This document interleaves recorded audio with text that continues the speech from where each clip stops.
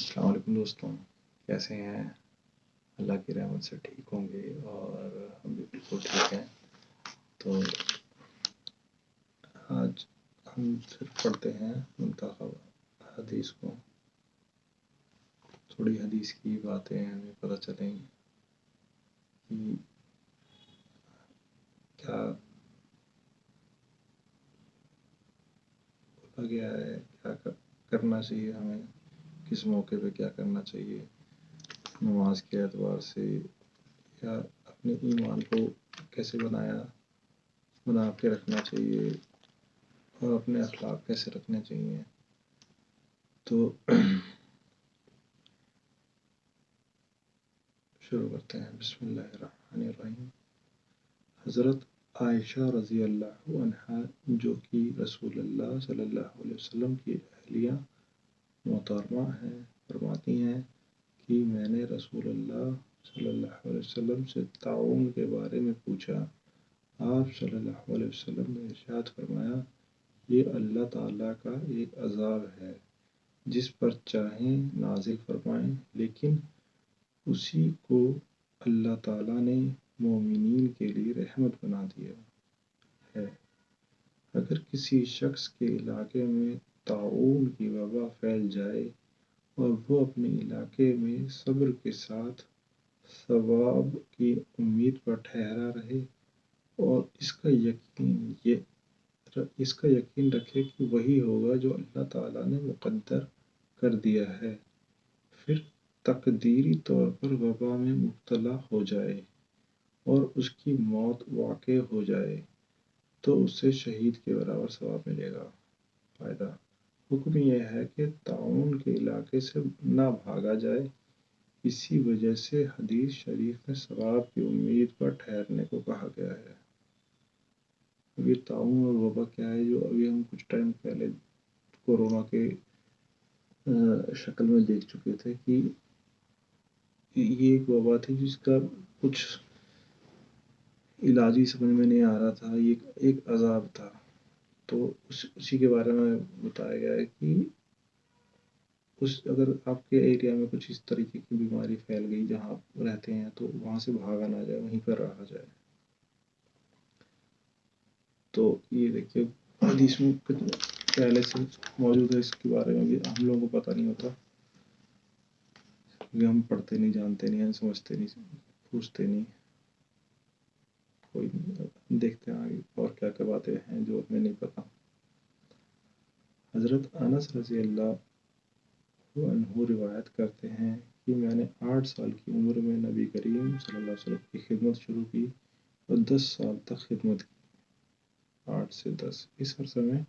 جب کبھی میرے ہاتھ سے کوئی نقصان ہوا تو آپ نے مجھے کبھی اس بات پر ملامت نہیں فرمائی۔ اگر آپ کے گھر والوں میں سے کبھی کسی نے کچھ کہا بھی تو آپ نے فرما دیا، رہنے دو، کچھ نہ کہو، کیونکہ اگر کسی نقصان کا ہونا مقدر ہوتا ہے تو وہ ہو کر رہتا ہے۔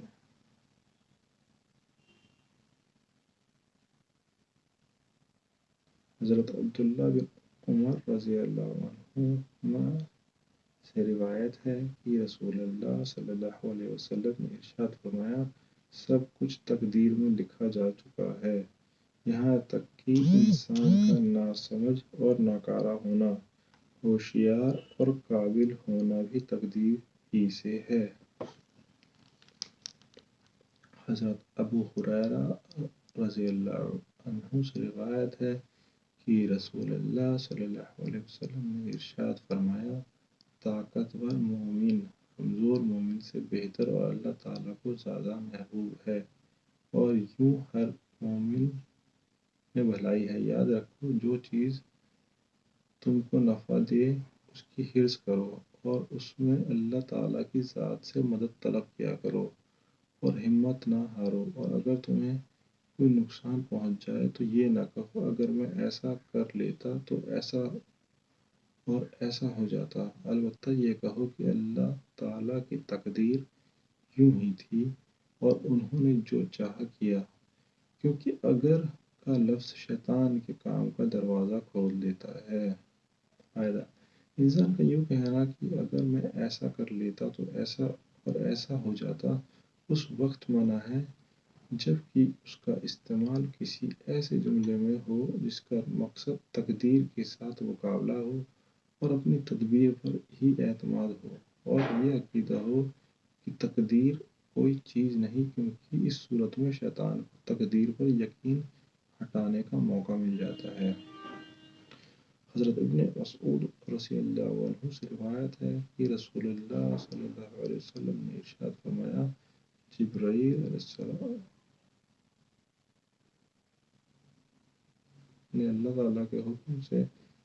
میرے دل میں یہ بات ڈالی کہ جب تک کوئی شخص اپنا مقدر کا رزق پورا نہیں کر لیتا وہ ہرگز مر نہیں سکتا، لہٰذا اللہ تعالیٰ سے ڈرتے رہو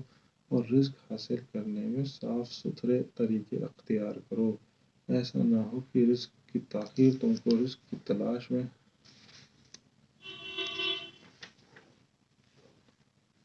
اللہ تعالیٰ کی نافرمانی پر آمادہ کر دے، کیونکہ تمہارا رزق اللہ تعالیٰ کے قبضے میں ہے اور جو چیز ان کے قبضے میں ہے وہ صرف ان کی فرمانبرداری ہی سے حاصل کی جا سکتی ہے۔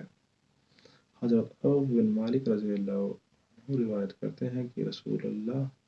صلی اللہ علیہ وسلم نے دو شخصوں کے درمیان فیصلہ کیا جس کے خلاف فیصلہ ہوا تھا۔ جب وہ واپس جانے لگا تو اس نے افسوس کے ساتھ حسبی اللہ و نعم الوکیل، اللہ تعالیٰ ہی میرے لیے کافی ہے، وہ بہترین کام بنانے والے ہیں، اس کا مطلب یہ ہے، کہا۔ یہ سن کر آپ صلی اللہ علیہ وسلم نے ارشاد فرمایا، اللہ تعالیٰ مناسب تدبیر نہ کرنے پر ملامت کرتے ہیں، اس لیے ہمیشہ پہلے اپنے معاملات میں سمجھداری سے کام لیا کرو، پھر اس کے بعد بھی اگر حالات ناموافق ہو جائیں تو حسبی اللہ و نعم الوکیل پڑھو اور اس سے اپنی دلی تسلی کر لیا کرو کہ اللہ تعالیٰ کی ذات ہی میرے لیے کافی ہے اور وہی ان حالات میں بھی میرا کام آئیں گے۔ یہ بار دوبارہ پڑھتا ہوں۔ حضرت عوف بن مالک رضی اللہ عنہ روایت کرتے ہیں کہ رسول اللہ صلی اللہ علیہ وسلم نے دو شخصوں کے درمیان فیصلہ کیا جس کے خلاف فیصلہ ہوا تھا۔ جب وہ واپس جانے لگا تو اس نے افسوس کے ساتھ حسبی اللہ و نعم الوکیل، جس کا مطلب یہ ہے کہ اللہ تعالیٰ ہی میرے لیے کافی ہے اور وہ بہترین کام بنانے والے ہیں، کہا۔ یہ سن کر آپ صلی اللہ علیہ وسلم نے ارشاد فرمایا، اللہ تعالیٰ مناسب تدبیر نہ کرنے پر ملامت کرتے ہیں، اس لیے ہمیشہ پہلے اپنے معاملات میں سمجھداری سے کام لیا کرو، پھر اس کے بعد بھی اگر حالات ناموافق ہو جائیں تو حسبی اللہ و نعم الوکیل پڑھو اور اس سے اپنی دلی تسلی کر لیا کرو کہ اللہ تعالیٰ کی ذات ہی میرے لیے کافی ہے اور ان حالات میں بھی میرے کام بنائیں گے۔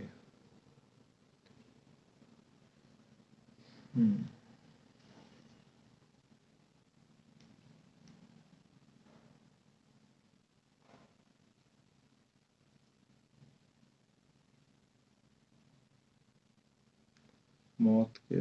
بعد پیش آنے والے حالات پر ایمان۔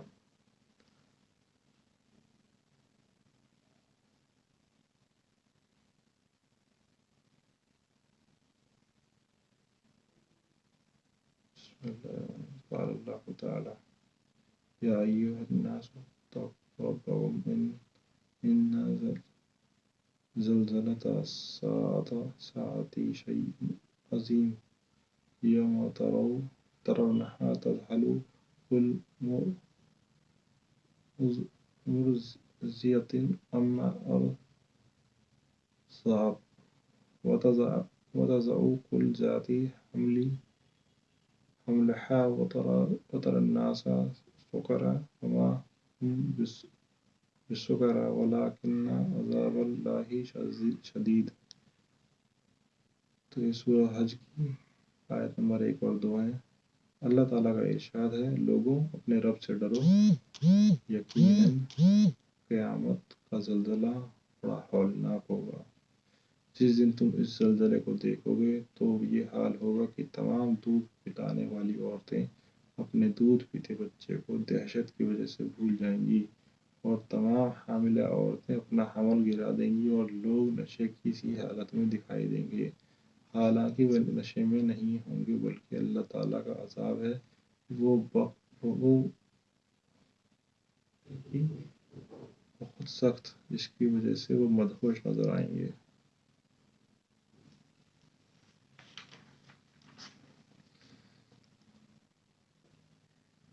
اللہ تعالیٰ کا ارشاد ہے، اس دن یعنی قیامت کے دن کوئی دوست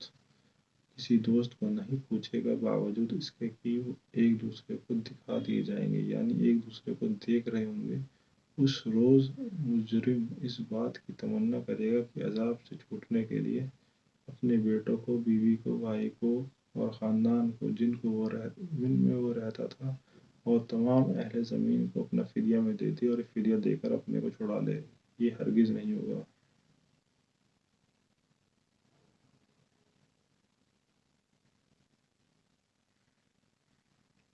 اللہ تعالیٰ کا ارشاد ہے، جو کچھ یہ ظالم لوگ کر رہے ہیں ان سے اللہ تعالیٰ کو فوری پکڑ نہ کرنے کی وجہ سے بے خبر ہرگز نہ سمجھو، کیونکہ ان کو اللہ تعالیٰ نے صرف اس دن تک کے لیے مہلت دے رکھی ہے جس دن ہیبت سے ان کی آنکھیں پھٹی رہ جائیں گی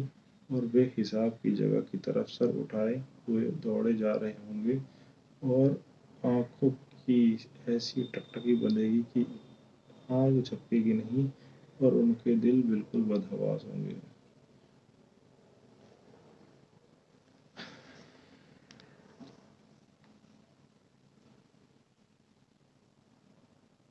اللہ تعالیٰ کا ارشاد ہے، اور اس دن اعمال کا وزن ایک حقیقت ہے، پھر جس شخص کا پلہ بھاری ہوگا تو وہی کامیاب ہوگا، اور جن کا ایمان و اعمال کا پلہ ہلکا ہوگا تو یہی لوگ ہوں گے جنہوں نے اپنا نقصان کیا اس لیے کہ وہ ہماری آیتوں کا انکار کرتے تھے۔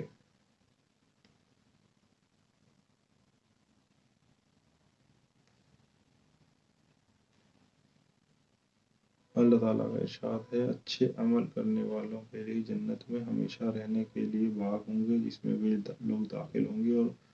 ان کو سونے کے کنگن اور موتی پہنائے جائیں گے اور ان کا لباس ریشم کا ہوگا، اور وہ ان باغوں میں داخل ہو کر کہیں گے کہ اللہ تعالیٰ کا لاکھ لاکھ شکر ہے جس نے ہمیشہ ہمیشہ کے لیے ہر قسم کا رنج و غم دور کیا، بے شک ہمارے رب بڑے بخشنے والے اور بڑے قدردان ہیں، جنہوں نے ہمیں ہمیشہ رہنے کے مقام میں داخل کیا جہاں نہ ہم کو کوئی تکلیف پہنچتی ہے نہ کسی قسم کی تھکاوٹ ہوتی ہے۔ سورہ فاتر کی آیت نمبر 33 سے 35 ہے۔